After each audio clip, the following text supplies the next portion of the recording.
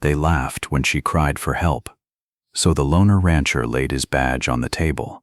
The dust swirled thick outside Murphy's saloon as Sheriff Jake Thornton rode into Copper Creek on that scorching Tuesday afternoon.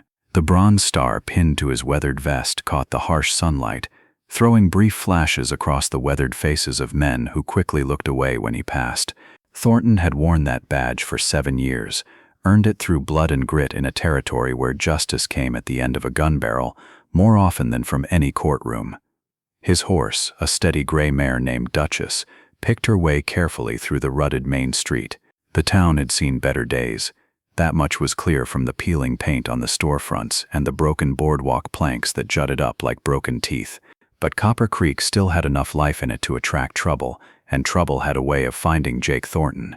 He dismounted outside the general store, tying Duchess to the hitching post with practiced ease. The town was quieter than usual, he noticed. Too quiet. In his experience, when a frontier town went silent in the middle of the day, it meant folks were either dead, drunk, or scared. Given that it was Tuesday, drunk seemed unlikely. The bell above the general store door chimed as he stepped inside, his spurs jangling against the wooden floor. Old Pete Kowalski looked up from behind the counter, his rheumy eyes darting nervously before settling on the sheriff's badge. "Sheriff Thornton," Pete nodded, wiping his hands on his apron. "Didn't expect to see you in town today." "Passing through on business," Thornton replied, his voice carrying the gravelly tone of a man who'd spent too many nights sleeping under the stars and too many days riding through dust storms. "Everything seemed normal to you around here, Pete?" The old shopkeeper's Adam's apple bobbed as he swallowed hard. "Normal as can be, I reckon."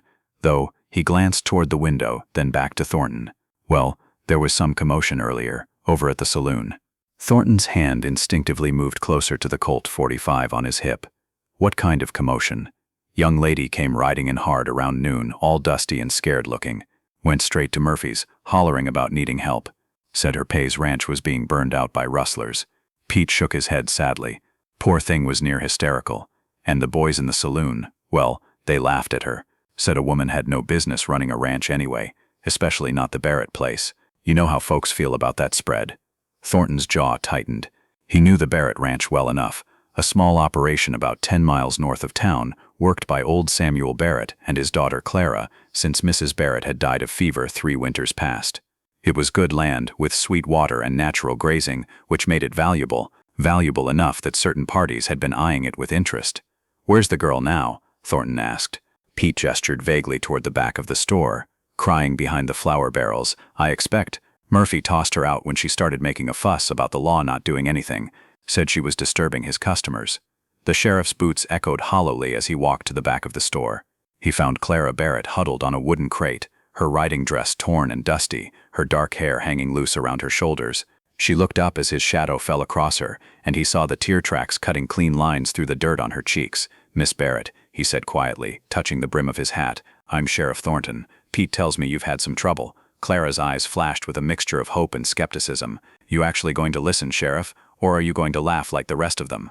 Thornton crouched down so he was at her eye level. "Try me." The story came out in a rush. 3 men had ridden onto the Barrett spread at dawn, claiming they represented investors from back east who wanted to buy the land. When Samuel Barrett refused to sell, they'd set fire to the barn and run off half the cattle. They'd given him until sundown to reconsider, promising that next time it would be the house that burned. "Pa sent me to get help," Clara finished, her voice raw from crying and shouting, "but everybody in that saloon acted like it was some kind of joke. Said Pa probably burned his own barn for the insurance money, or that we were making it up because we can't handle running a ranch." Her hands clenched into fists. "They said a lot of other things too, things I won't repeat." Thornton stood slowly, his face grim. "You recognize any of these 3 men?" "One of them, maybe. Tall fellow with a scar running from his left ear to his jaw. Rode a paint horse with white socks. The other 2 kept their hats low, but they all had matching brands on their saddles. Looked like a double R. The double R brand belonged to Randolph Reed, the wealthiest rancher in the territory, and a man with political aspirations that reached all the way to the territorial capital.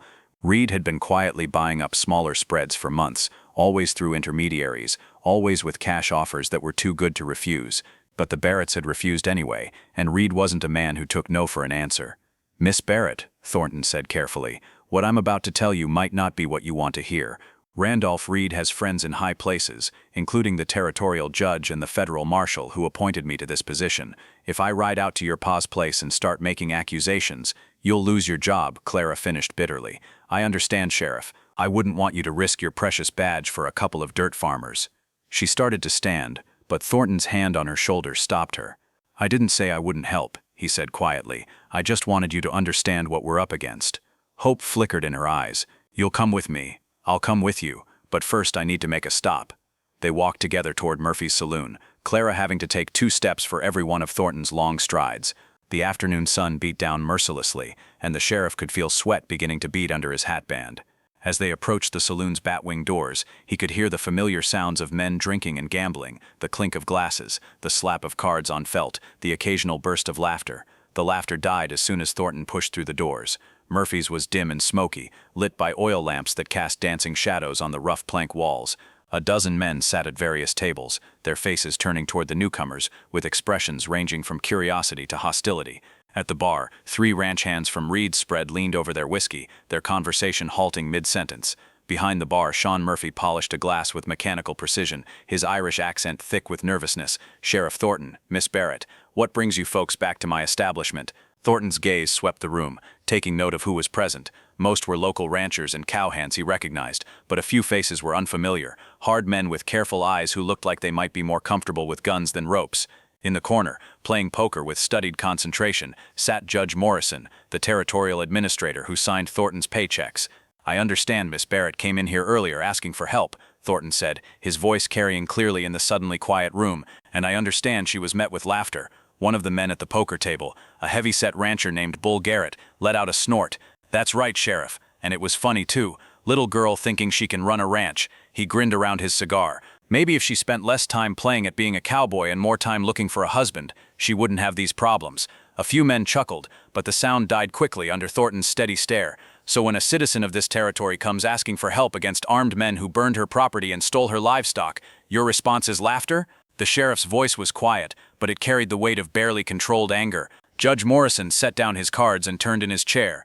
"Now see here, Thornton, nobody's proved any crime was committed. Could be the barn caught fire from a lightning strike, or maybe old Barrett was careless with a lantern. As for the cattle, they probably just wandered off. Happens all the time. 3 witnesses saw armed men," Thornton replied. "That's evidence enough for me to investigate." 3 witnesses. Bull Garrett laughed again. "You mean Barrett, his daughter, and who else? Their imaginary hired hand." "The 3rd witness," Thornton said calmly, "is me. I saw smoke rising from the Barrett place when I was riding in from the north this morning. Black smoke too thick for a cook fire or a fireplace. That was a structure burning." The room fell silent again. Morrison's face had gone pale above his whiskers. "Sheriff, I think you're allowing your sympathies to cloud your judgment here." "My sympathies are with the law," Thornton replied. "But if you think I'm wrong, Judge, I invite you to ride out to the Barrett place and see for yourself." Morrison waved his hand dismissively. "I'm not riding anywhere in this heat. Besides, even if there was a fire, that doesn't prove anything criminal occurred." It was then that Clara Barrett stepped forward, her chin raised defiantly despite the tears that still glistened on her cheeks. "It proves that when a woman asks for help in this town, she gets laughed at instead. It proves that some folks think being born female means you deserve whatever happens to you." Her voice grew stronger with each word. "And it proves that there's at least one man in this room who's too much of a coward to do his job because he's afraid of losing it." The silence that followed was so complete that the ticking of the old clock behind the bar sounded like gunshots. Morrison's face had turned red, and several of the men were shifting uncomfortably in their chairs. Thornton looked around the room one more time, his gaze settling on each face in turn. When he spoke, his voice was soft but carried clearly to every corner of the saloon. "I've worn this badge for 7 years," he said.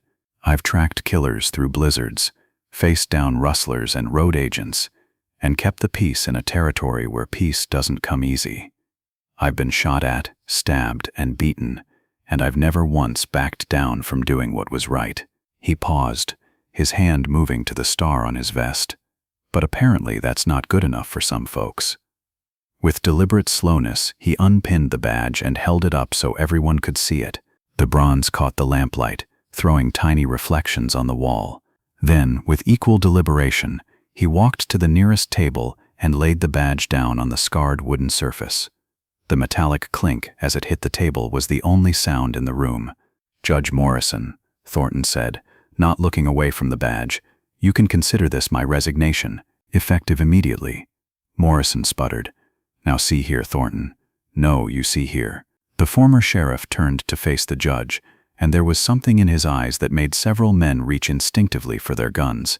I took an oath to protect and serve the people of this territory. All the people, not just the ones who can afford to buy their way out of trouble. He turned to Clara, touching his hat brim. Miss Barrett, I'd be honored to ride with you to your father's ranch, not as a sheriff, but as a man who believes in doing what's right. Clara's eyes were shining, but not with tears this time. I'd be grateful for the company, Mr. Thornton. As they walked toward the door, Bull Garrett called out, "You're making a mistake, Thornton. Reed's got 20 men working for him. You're just one man." Thornton paused at the batwing doors without turning around. "That's true," he said, "but I'd rather be one man doing what's right than 20 men doing what's wrong." Outside, they untied their horses in silence. The sun was beginning its descent toward the western horizon, and long shadows were starting to stretch across the dusty street. As they mounted up, Clara finally spoke. "What made you do it?" she asked. "Give up your badge like that?" Thornton settled into his saddle and looked back at the saloon. Through the windows he could see the men inside still talking in animated groups, and he could imagine what they were saying. "My father used to tell me that a man's worth isn't measured by what he owns or what title he holds. It's measured by what he's willing to sacrifice for what he believes in." They rode north out of Copper Creek as the afternoon heat began to give way to the cooler air of approaching evening. Behind them, the town continued its lazy afternoon routine. But Thornton knew that word of what had happened in Murphy's saloon would spread quickly. By sunset, every ranch and farm in the territory would know that Sheriff Jake Thornton had thrown down his badge rather than ignore a woman's cry for help. As they crested the first hill, Clara spoke again. "Do you regret it already?" Thornton considered the question seriously. He thought about the comfortable cabin that came with the sheriff's job, the steady pay, the respect that the badge commanded. Then he thought about Clara Barrett's tears, and the laughter that had greeted her plea for help, and the cynical expressions on the faces of men who had forgotten what justice was supposed to mean. "No," he said finally. "I don't regret it at all." The Barrett ranch came into view just as the sun touched the western mountains. The burned remains of the barn stood like a blackened skeleton against the golden sky, wisps of smoke still rising from the rubble. The house looked intact, but Thornton could see broken fence rails where cattle had been driven through, and hoofprints in the dusty yard told the story of riders who had come with violence on their minds. Samuel Barrett emerged from the house as they rode up, a shotgun cradled in his arms and relief plain on his weathered face. "Clara, thank God you're safe." "I was afraid." He stopped as he noticed Thornton. "And you brought help." "I brought a friend," Clara corrected. "Mr. Thornton was sheriff until about an hour ago." Barrett's eyebrows rose, but he didn't ask for details. Instead, he invited them both inside for coffee and to hear about what had happened in town. As they sat around the kitchen table, Thornton studied the older man's face. Barrett had the look of someone who had worked hard all his life, but had never quite gotten ahead. The same look Thornton remembered seeing on his own father's face. "They'll be back," Barrett said quietly. "Probably tonight or tomorrow at the latest, and they'll bring more men this time." "How many can you handle?" Thornton asked. Barrett hefted his shotgun. "I've got this, a rifle, and my old Army Colt. Clara's a fair shot with the rifle, but against professional gunmen." He shrugged helplessly. Thornton stood and walked to the window, looking out at the gathering dusk. In the distance, he could see dust clouds on the horizon, riders approaching at a steady pace. He counted the clouds and estimated at least 6 men, maybe more. "They're coming now," he said quietly. Clara joined him at the window, her face pale but determined. "What do we do?" For a moment Thornton felt the weight of responsibility settling on his shoulders again. But this time it was different. This time he was choosing to stand and fight, not because a badge required it, but because it was right. "We make them understand that some things aren't for sale," he said, "and some people won't be driven off their land by fear and intimidation." Barrett stood as well, checking the loads in his shotgun. "I should have sold when they first made the offer, would have saved everyone a lot of trouble." "No," Thornton said firmly. "The moment you start giving in to men like Reed, you might as well hand over everything you own. Some things are worth fighting for, and a man's right to live peacefully on his own land is one of them." The riders were closer now, close enough that individual horses could be distinguished in the fading light. Thornton could make out the tall figure of the man with the scar that Clara had described, and beside him rode 2 others who sat their horses with the easy confidence of professional gunfighters. "Mr. Barrett," Thornton said, "I want you to take Clara and get behind the overturned table in the corner. Keep your heads down and don't shoot unless they get inside the house." "What about you?" Clara asked. Thornton checked his Colt, then settled his hat more firmly on his head. I'm going to step outside and have a conversation with these gentlemen. Maybe we can settle this without anyone getting hurt." He walked to the front door, paused for a moment to gather his thoughts, then stepped out onto the porch. The riders had stopped about 50 yards from the house, close enough to talk but far enough away to make accurate shooting difficult in the poor light. The man with the scar urged his horse forward a few steps. "Samuel Barrett," he called out, "we've come to give you one last chance to be reasonable about our offer." "I'm not Samuel Barrett," Thornton replied, his voice carrying clearly in the still evening air, "but I'm authorized to speak for him." There was a moment of confused murmuring among the riders, then the scarred man laughed. "Well, well, if it isn't the famous Sheriff Thornton. Heard you had some trouble in town today, heard you lost your job." "I didn't lose anything I wasn't willing to give up," Thornton replied, "and I'm here to tell you that the Barrett family isn't interested in selling their ranch. Not today, not tomorrow, not ever." "That's too bad," the scarred man said, "because Mr. Reed is determined to expand his holdings, and this particular piece of land fits perfectly into his plans. Now we can do this the easy way or the hard way, but either way the Barretts are going to be off this land by tomorrow morning." Thornton stepped down from the porch, his hands hanging loose at his sides. "The only way anyone's leaving this land is if they choose to, and the Barretts have made their choice. 1 against 6, Sheriff. Those aren't very good odds." "Ex-sheriff," Thornton corrected, "and you're right about the odds, but sometimes being right matters more than having the numbers." The scarred man's hand moved toward his gun. "Last chance, Thornton. Walk away from this, and nobody has to get hurt." "I've been giving people last chances all my life," Thornton replied.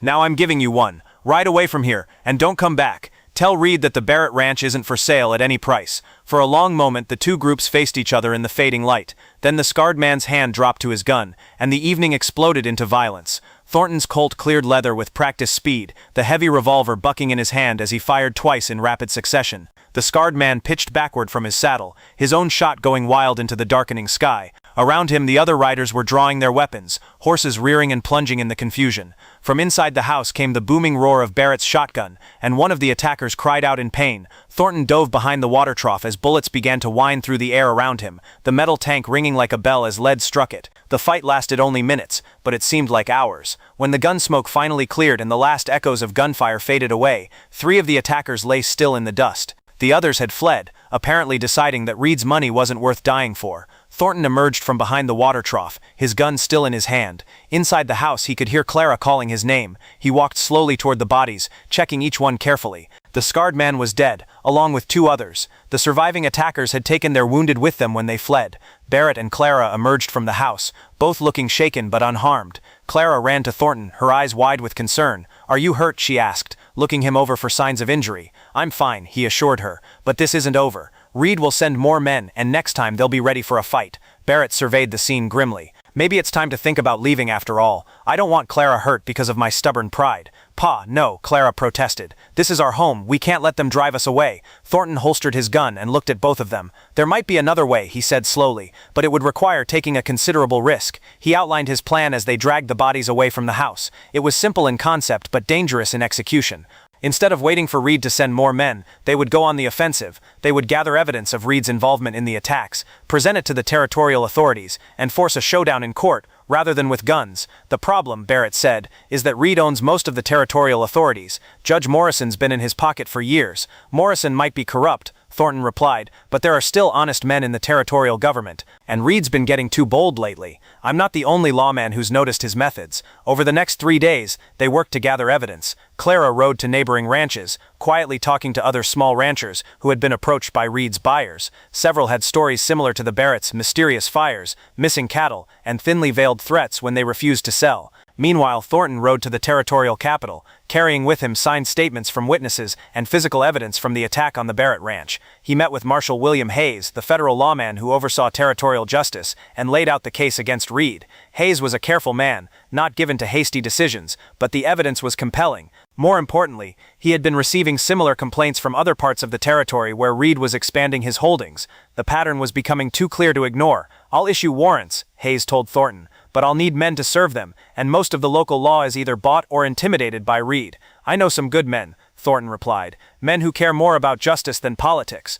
He was thinking of Tom Bradley, the sheriff in Millfield County, and Jack Carson, the marshal in Silver Falls. Both were honest lawmen who had tangled with Reed's organization before. Both would be willing to help if asked. The showdown came a week later. Reed, confident in his political protection, had made the mistake of coming to Copper Creek in person to oversee the final seizure of the Barrett Ranch. He arrived with a dozen armed men and a forged court order claiming that the Barretts owed back taxes that could only be satisfied by selling their land, but Thornton was waiting for him, along with Marshal Hayes and warrants signed by the territorial governor himself. The confrontation took place in the street outside Murphy's saloon, with half the town watching from doorways and windows. Reed was a man accustomed to getting his way through intimidation and bribery, and he didn't surrender gracefully. But faced with federal warrants and armed federal marshals, even his hired guns weren't willing to start a shooting war. He was arrested along with several of his lieutenants, charged with arson, theft, intimidation, and attempted murder. The trial that followed was a sensation throughout the territory. Witness after witness testified about Reed's methods, and the evidence that Thornton had gathered proved overwhelming. Reed was convicted on multiple counts and sentenced to 20 years in territorial prison. His ranch was confiscated to pay restitution to his victims.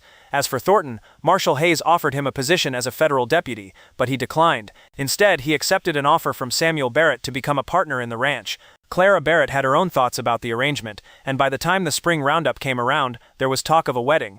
On a warm evening in late May, Thornton sat on the porch of the rebuilt Barrett ranch house, watching the sunset paint the mountains in shades of gold and purple. Clara sat beside him, her head resting on his shoulder, while Samuel Barrett dozed in his rocking chair nearby. "Do you ever miss it?" Clara asked quietly. "Being sheriff, I mean." Thornton considered the question, thinking about the bronze star he had left on the table in Murphy's saloon. Judge Morrison had tried to give it back to him after Reed's arrest, offering him his old job with full honors restored, but Thornton had politely declined. "No," he said finally, "I don't miss it. Sometimes the most important job a man can do doesn't come with a badge or a title. Sometimes it just comes with doing what's right when everybody else has forgotten what that means." Clara lifted her head to look at him. "And what about us? Do you think we'll be happy here?" Thornton smiled, pulling her closer. "I think we'll make our own happiness. That's what people do when they're free to choose their own path." In the distance, cattle lowed softly as they settled down for the night, and somewhere a night bird called to its mate. The ranch was prospering, the Barretts were safe, and Randolph Reed was learning that money and influence couldn't buy everything. And in Copper Creek, they were still talking about the day Sheriff Jake Thornton laid his badge on the table rather than turn his back on a woman who needed help. It had become the kind of story that would be told around campfires and in saloons for years to come, a reminder that sometimes, in a world where justice seemed scarce, one man's conscience could make all the difference. Some said he was a fool for giving up a good job over a woman's tears. But those who knew Jake Thornton understood that he had gained something far more valuable than he had lost, the knowledge that when the time came to choose between duty and conscience, he had chosen right, and in the end, that was worth more than all the badges in the territory.